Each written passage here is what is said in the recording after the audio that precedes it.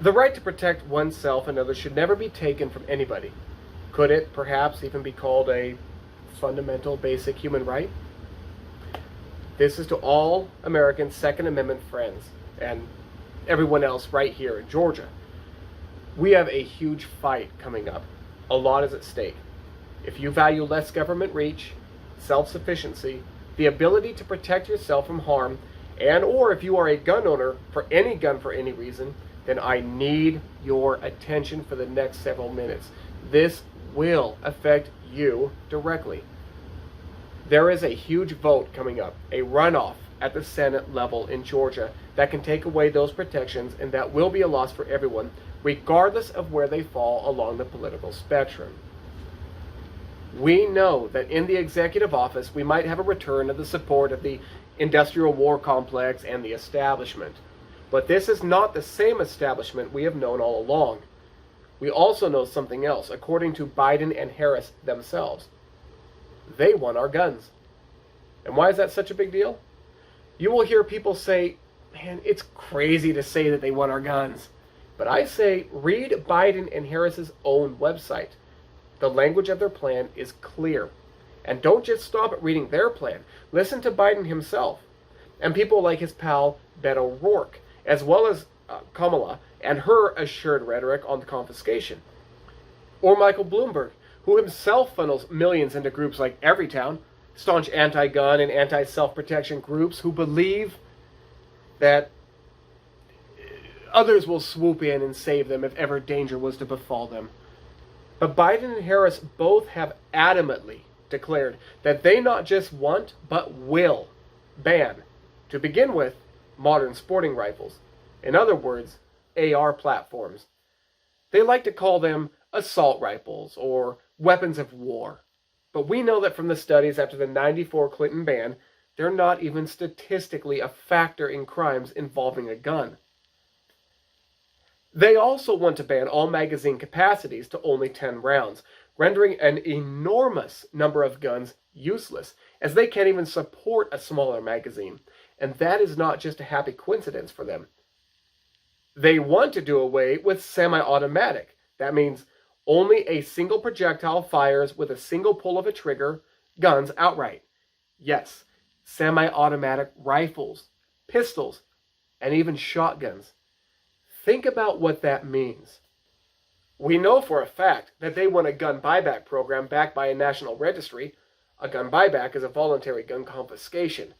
The Universal Registry, which is part of what the Universal Background Check is, something very different from the FBI background checks now, which, as the millions of new gun owners have found out since the unrest this year, is thorough and is not a particularly quick process. And that's exactly how other nations who lost their guns, even those in the 30s and 40s, have been accomplished. There's plenty of videos showing how this is their goal. Biden has tweeted it himself. I'm not fear-mongering. It is legitimately what they said that they are after. But there's more. Let's say someone drinks and gets behind the wheel and by consequence kills someone with their car. Do you feel it's right for the victim's family to sue the manufacturer of the car? That's also what the potentially new administration wants, for the family of anyone killed by a firearm, including suicide, as absolutely awful and heartbreaking as that is, to be able to sue the manufacturer of the gun out of business. This is called backdoor gun control. Do you remember, shall not be infringed? That Clinton '94 crime bill that I mentioned, the one that banned assault weapons for 10 years on up to the sunset of the term of the bill, well, every single independent study found that the ban had no effect. That is zero on crimes involving a gun. Something that those of us in the gun community knew already. Yet they bet on the ignorance of the culture and they keep pushing the same rhetoric. This time they want no sunset. They want to collect every one. California has already been in the process of this. In New York, you can have a gun if you're lucky enough to get one, if you are leaving from your home to a range. But if you stop anywhere, even for gas on the way, you are a felon. With the gun registration, Biden wants to put the most popular and most prevalent guns under the NFA, which In translation means not only do they want every gun registered with the government, but you would also have to pay a $200 tax stamp to do so for each gun and each magazine for each gun under the NFA umbrella. So let me be extra clear. That is not just new guns, but currently owned as well. Even if you have owned it for years, that will favor the elite and grossly disenfranchise the income challenged. That means for a single pistol with one magazine, you would be required to register it, then pay $400 tax. Most people own several. That means you will be required to register, then pay potentially thousands. If you can't pay, then what? You'll be required by law to turn them over. So much for shall not be infringed. Let me just make an example. Let's say that this is my own pistol for protection. I would have to pay $200 for that pistol. $200 for this magazine. Many pistols come with multiple magazines. So this one with 3. $200, $200. Already, we are up to $800. Now, what about, let's say, something like this? A 1022. This is a plinker, a child's gun. This is the step up from a BB gun. Cost about $200. Tax would be about 100% on this gun. That's $200. And the magazine? Another $200. $400 on the gun that cost you $200, and it's registered with the government. Extra magazines to go with it? Another $200. If you have an AR, $200. Magazines to go with that? Another $200. Most people own several who own guns. That could be thousands. So Biden and Kamala have literally come out and told you who they are on the issue. Believe them. The goal is registration to confiscation. They have said so, and that is why they are pushing so hard and will continue to push. That is why they want a universal registration. They can't enforce a national gun confiscation if they don't have a registry off which to go by. This is no new technique. It has happened to every country that has gone the way of a more, shall we say, totalitarian rule of government. Venezuela, Cuba. Even Hitler did the same thing in Nazi Germany. He made the people register the guns under the language of safety and love and protection and all sorts of nice-sounding colloquialisms, the same used today. The formula is no different, and that is where critical thought needs to be exercised. We need to be able to look through the ruse. After registration, Hitler proclaimed that, well, it looks like we still have violence and crime and things of that nature, so I suppose our best option is just to go out and take all the guns away. And at that point, a disarmed populace was at the full mercy of the government. And how did that work out? How does it always work out? Even Australia's violent crime skyrocketed after their confiscation. Criminals, you see, will not give up their means to take advantage over their victims. They are non-law-abiding opportunists, after all. To those who say, Josh, you're just fear-mongering. They don't want to buy your guns. You need to empower your long-term memory. In '94, it literally happened. They literally did. They are after it far more aggressively in a far bigger way now. So yes, they literally do want to, and unless there are checks and balances to protect the rights of the people, they literally will again, and this time there will be no sunset. So, if Ossoff and Warnock, the Democrats, are elected to the Senate, those checks and balances, they're gone. And I'm telling you, anybody who denies this attack on our freedoms that is occurring either does not understand, does not care, or is willfully low information that they go right along with it, trusting the smooth hand of the government, not seeing what's really happening. Just in regard to modern sporting rifles alone, if safety is the reason for their program, why are they willing to spend so many multiple millions of dollars? Tax dollars. Yes, it costs that to institute these programs. To confiscate a gun that is used in less than 1% of gun deaths in this country. That should tell you this is a systematic effort to reach an even bigger goal. That goal is to take all of the guns. Do you even realize that if every single AR was confiscated, the most popular sporting rifle in existence, of which there are multiple millions, the death rate would literally not change.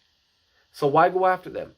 Because the media machine and the Democratic Party has worked so hard to make them the poster child of the evil guns, to make them look scary or appear wicked, to vilify them and vilify anyone who owns them, and to make gun owners appear as nefarious murderers waiting to hunt men and women and children down. That is simply not the case. That is not reality. So then why are they doing this? To take away a sporting gun platform just because? Of course not. It's a systematic effort to build into people's psyche that if these guns are evil and awful, then all guns are evil and awful, and therefore we must race to take them all away, even if it means defying the Constitution. But we have the Constitution to keep us safe, right? Well, in 2013, NPR called for removal of the U.S. Constitution. Newsweek and New York Times have since called out the same. The New Republic as well abolished the Constitution in the favor of a new document. Yes, they are literally calling for this to happen. The Second Amendment? Yes, we have it, but it doesn't mean much to them.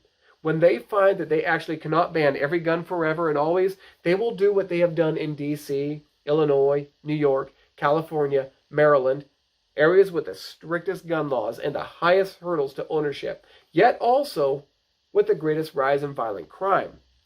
They then make regulation so taxing that they can say, see, we didn't abolish the amendment.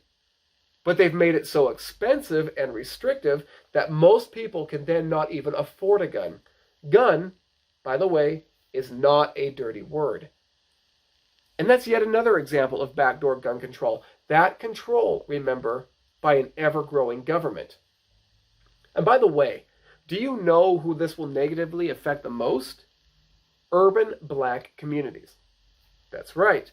This disproportionately affects the black population. Gun control is backdoor racism, and that is how gun laws began anyway, an effort by the Democrat Party to assure disarming of freed slaves and black folk to keep the power in the hands of the Democratic whites. Then came the NRA, whom people try so hard to spend millions to demonize, though I take some issue with the organization myself. Do you realize it was the NRA who fought to give the rights of self-protection to black Americans? That's right, they did. Those who promote responsible gun ownership also want the same for all communities in our country. It is immoral to take the right of self-protection away from the people and force an ever greater dependency upon a government to somehow show up in an instant and make everything all better. If the Democrats were to win the Senate while holding the executive and majority in the House, then gun rights would suffer in unprecedented ways, and people could not protect themselves. The single mothers who went out scared of the civil unrest that we've seen, along with the threats of defunding the police, they'd lose the ability to keep themselves and their kids safe, and black communities would take the hardest hits of all. In areas where violence is most prevalent, where income is a struggle, are the areas they will assure are left to the government to somehow fix. And how has that worked so far? But the police, well, how long does it take for them to arrive? They often show up as cleanup and report takers. Remember, pro-gun people are not a fictional inbred redneck country folk that love white supremacy. That is a media lie. It is a gross and universally exaggerated smear. It is an image propagated by self-anti-protection advocates to manipulate the thinking and the minds, and by such the decisions, of the public. Pro-self-protection and pro-gun people are people like myself, and millions like me. Black, white, straight, gay, male, female, religious, agnostic, responsible people who own for sport and recreation and fun, but who are also prepared and ready to put our own lives on the line to protect and save yours, or loved ones, or your child, even if you do hate guns, or even if you do hate us for ours. So we have no choice but to vote in the favor of self-protection and the right to protect our neighbors, and those we love when the police cannot respond in time, and that's most of the time. That God-given right to protect oneself and others should never be taken from anybody, because that is a basic human right. It is imperative we cast our vote in this runoff for the candidates who have an R next to their name. I have never made such a political statement as this. I have stayed very quiet on a lot of things. But this one is far too important and has forced my hand to speak out and advocate for what is right. In this fight, unless we want to lose our freedoms, you have no choice but to vote Republican this time for the Senate seats in Georgia. If the Democrats take it, they will take control of every level of Congress. We already know they aim to pack the Supreme Court, and that means they will ram through every law and measure and policy that they want, and there will be nobody to stop them. What happens here, Georgians, your vote will affect the rest of the nation. And if the Democrats do win, there will be no going back.